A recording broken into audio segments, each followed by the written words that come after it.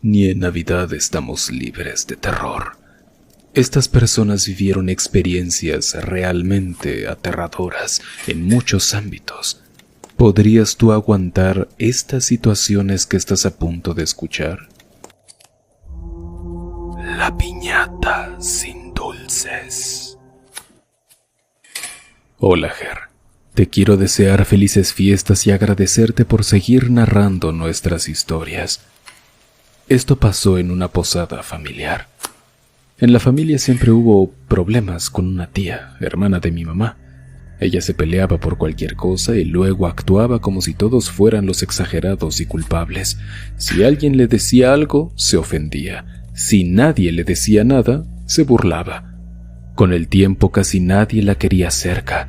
Aún así, aparecía cuando le convenía. Ese diciembre una prima organizó una posada en su casa. Para quien no es de México, una posada es una reunión de diciembre donde la familia se junta, tomamos, comemos y rompemos una piñata con dulces para los niños. Llegué como a las 7. Dejé lo que llevaba en una mesa y vi una piñata grande recargada en la pared. Se veía pesada por el tamaño, pero al moverla tantito, se sintió muy ligera. Hasta pensaba que todavía no le ponían dulces. Precisamente eso es lo que quise revisar y la parte de arriba estaba sellada con cinta y no se veía por dónde abrirla. Al final lo ignoré. Pregunté quién la había traído y la prima que organizó todo me dijo, la mandó tu tía. Dijo que un señor llegó temprano y la dejó en la puerta y que ella mandó recado de que era un detalle por la época. Muchos ahí lo tomaron como una especie de disculpa, como su forma de intentar quedar bien sin decir nada.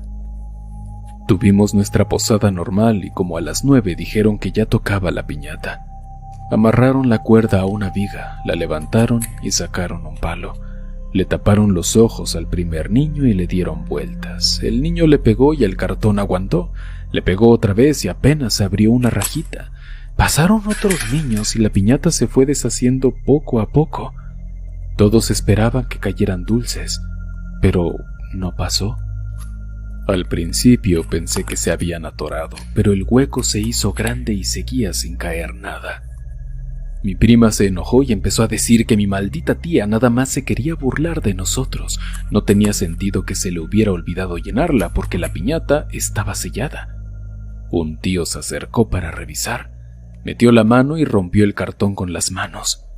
En cuanto la abrió bien, su cara le cambió. Sacó la mano rápido y se la limpió en el pantalón, como si algo le diera asco. Mi mamá preguntó qué había y él la volvió a abrir para que viera. Adentro había cabello. También se alcanzaron a ver uñas recortadas. Había pedacitos de listón con nombres escritos con pluma. Entre eso venía una bolsita pequeña con fotos tamaño infantil, como las que piden en documentos.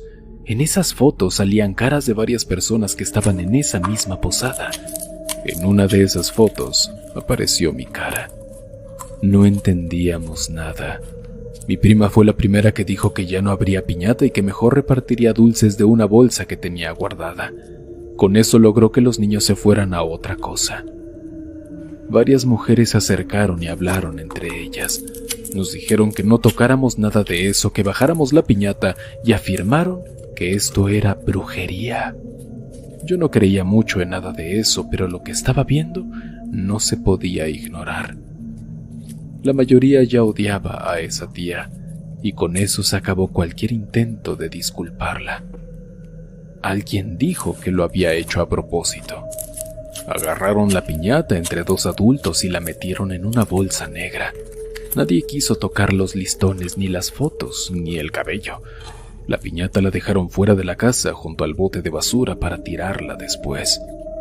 Y aunque no lo crean, a la semana empezaron a enfermarse varios de los que estuvieron ahí.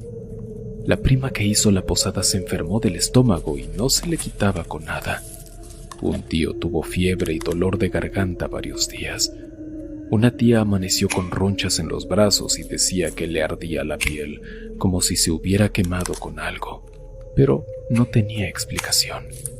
También se enfermaron niños. Un niño tuvo temperatura alta y dolor de cabeza y no quería levantarse. Una niña empezó con tos seca y por las noches lloraba porque decía que le dolía el pecho. En lo personal, mi cuerpo empezó a sentirse enfermo también. Me llegó un cansancio muy fuerte. Dormía hasta más horas de las que debía y seguía con sueño. Por las madrugadas me despertaba como si hubiera tenido pesadillas. Un día, como 2 semanas después, iba en el metro y el vagón venía lleno. Sentía el aire caliente y empezaba a sudar sin razón. Las manos me temblaban y escuchaba un zumbido. Sentía que se me cerraba el pecho. Y para no hacer el cuento largo, terminé desmayándome ahí mismo. Cuando volví en mí, estaba ahí entre toda la gente y unos policías. Me acompañaron hasta la estación a la que bajaba. Salí del metro y me quedé un rato ahí hasta que me calmé.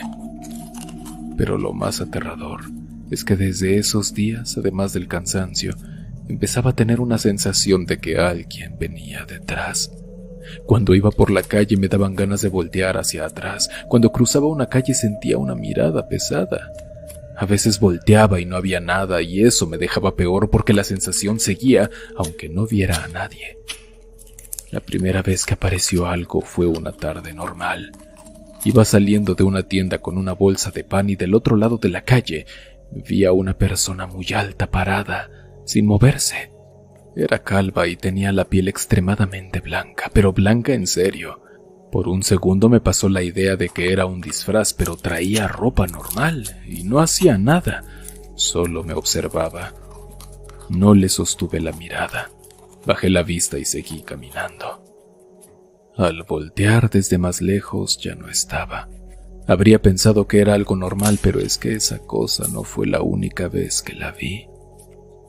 Días después la volví a ver en otra calle y la reconocí al instante. Una figura alta, calva, con esa blancura exagerada, y la cara tenía forma humana, pero algo en él incomodaba muchísimo. Es que no sé cómo describirlo para que me entiendas, pero es como si su rostro estuviera fuera de lugar.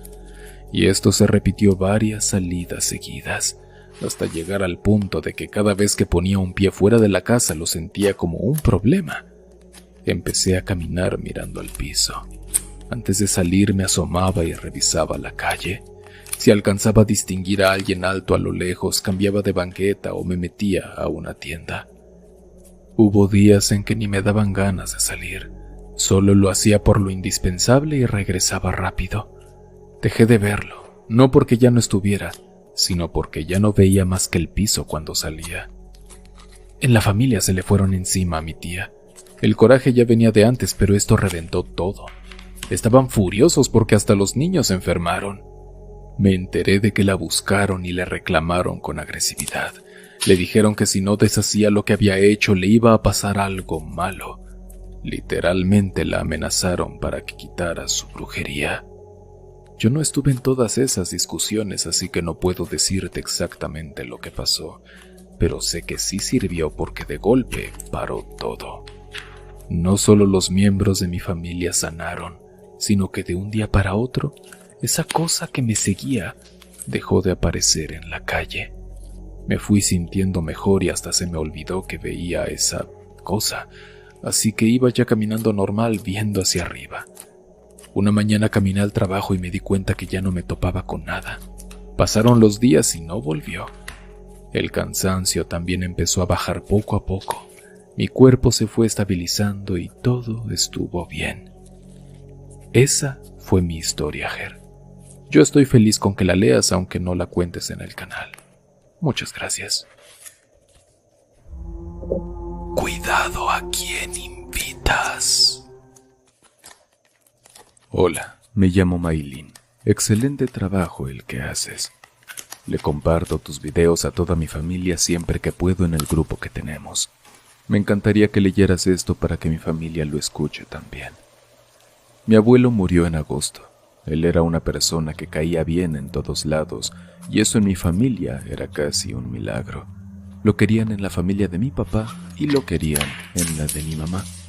Cuando llegó diciembre, todos estábamos tristes porque él siempre era como el invitado principal de las cenas navideñas, y ahora no sabíamos cómo sería la reunión.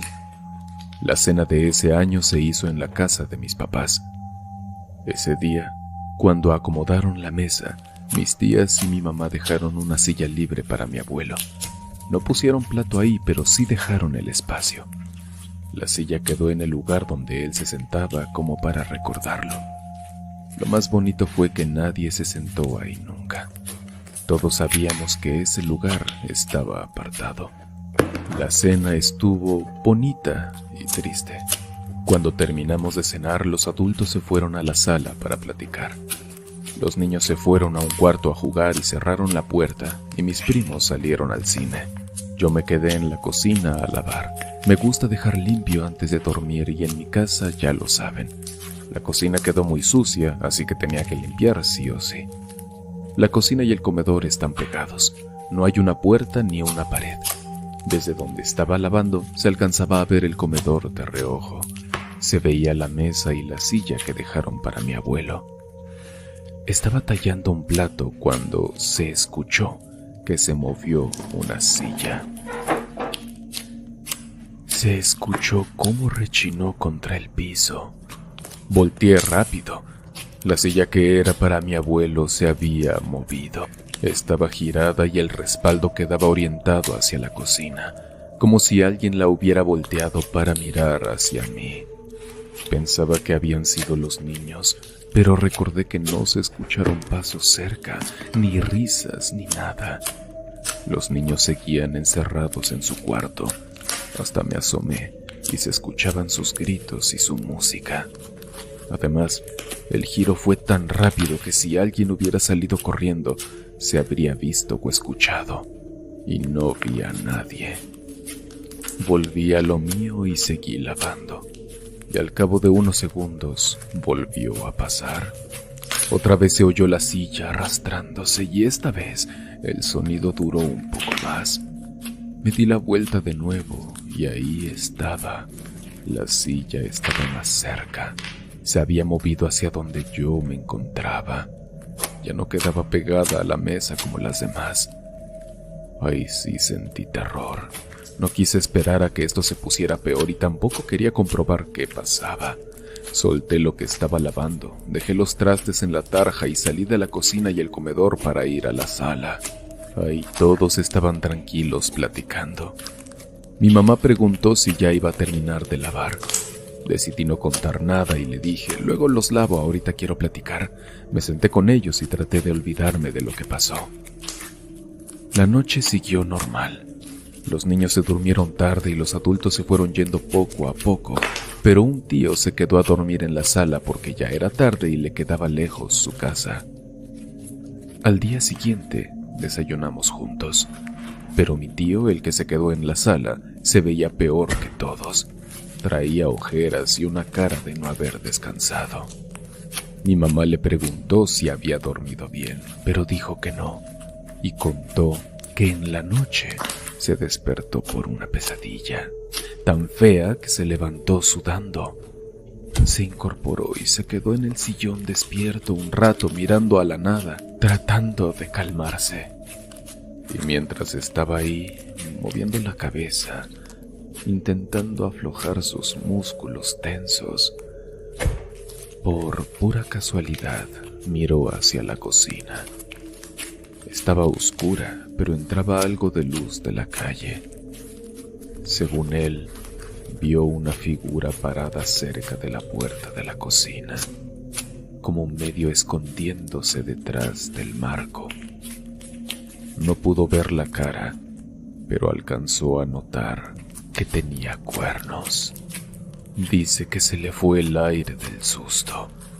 Mi mamá le preguntó si no habría sido alguno de los niños, y mi tío dijo que no porque esa figura no se movía como un niño y porque alcanzó a ver la silueta completa. Dijo que no estaba equivocado. Tenía cuernos. Dijo que preguntó ¿quién anda ahí? Y que en cuanto lo dijo, esa cosa se metió de nuevo a la cocina. Mi tío se levantó y fue a revisar por seguridad de los demás.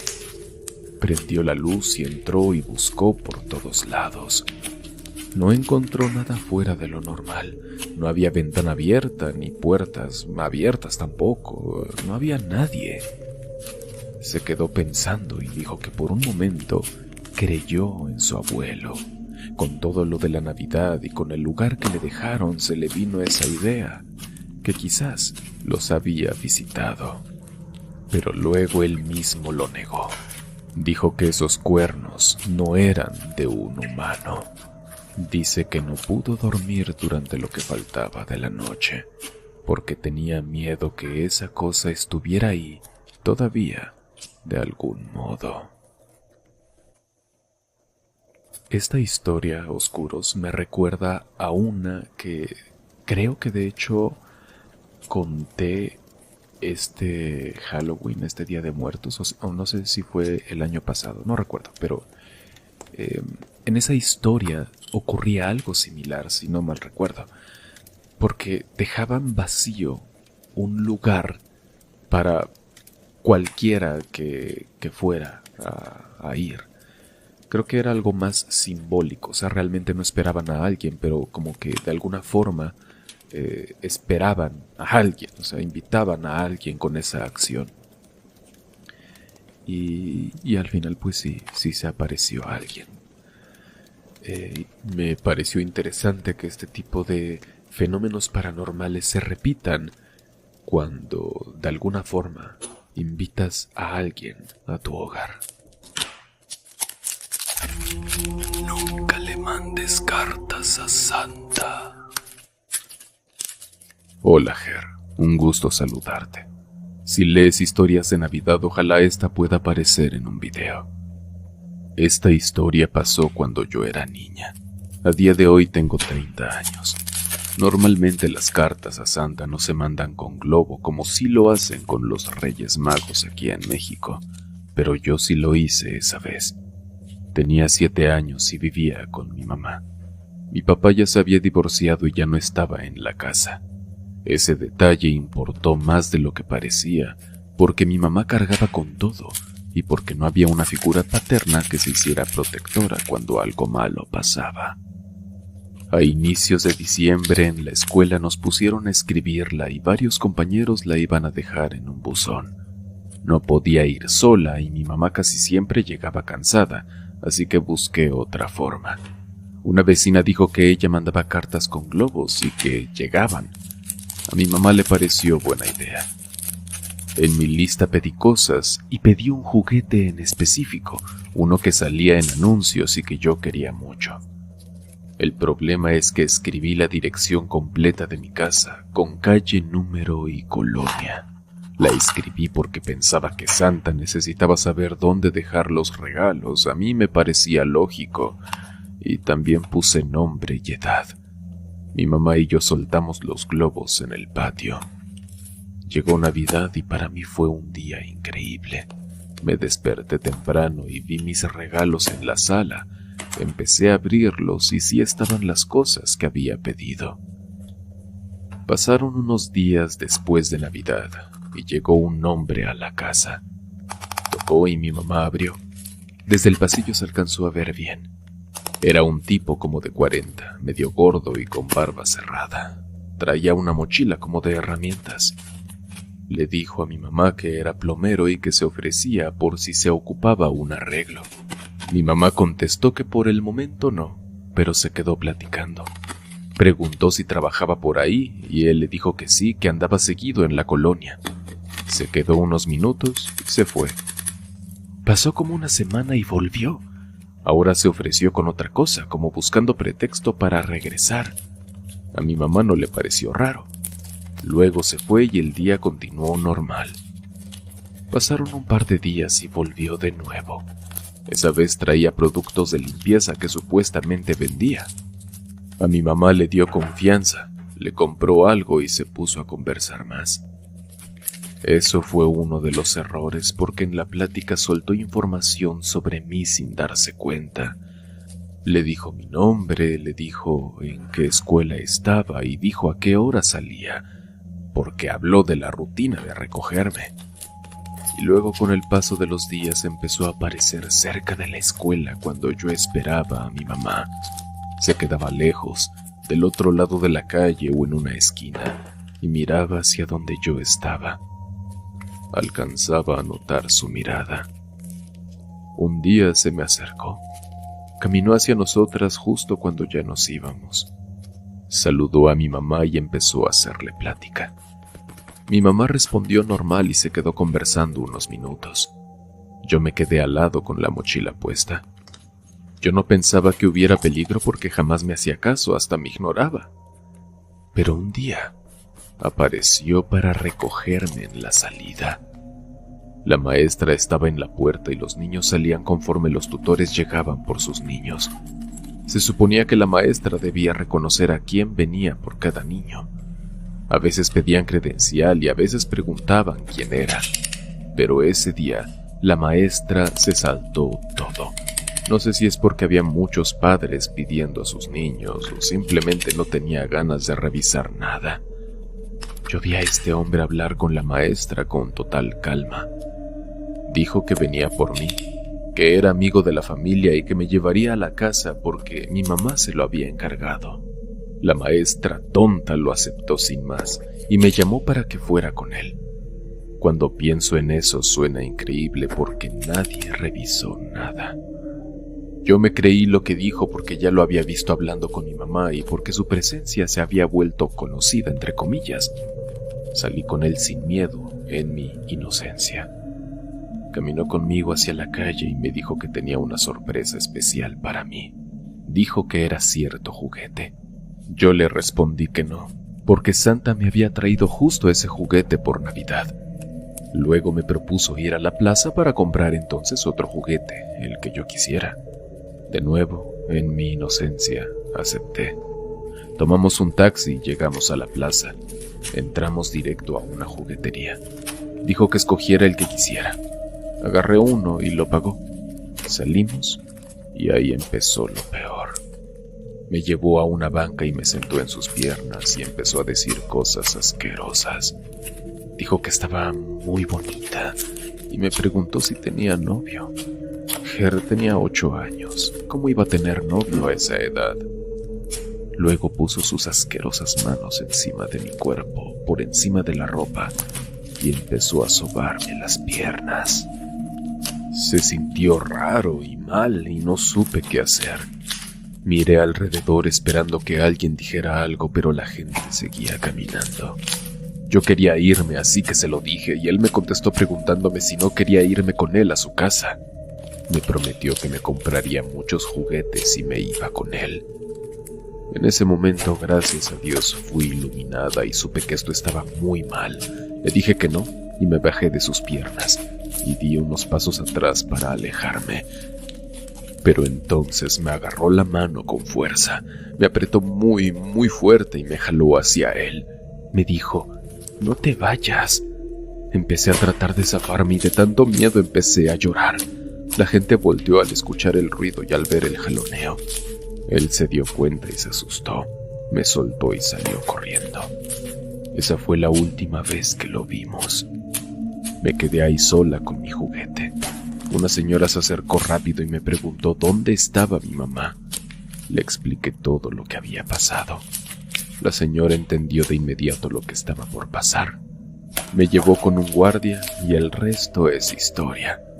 Al final volví con mi mamá. Ese día entendimos todo. La carta que mandé con mi dirección terminó en manos de un degenerado. Logró encontrarme y supo con qué juguete exactamente atraerme porque lo vio en la carta. Y así empezó su plan. Ojalá esto sirva de advertencia a la comunidad. Nunca manden cartas a Santa con su dirección.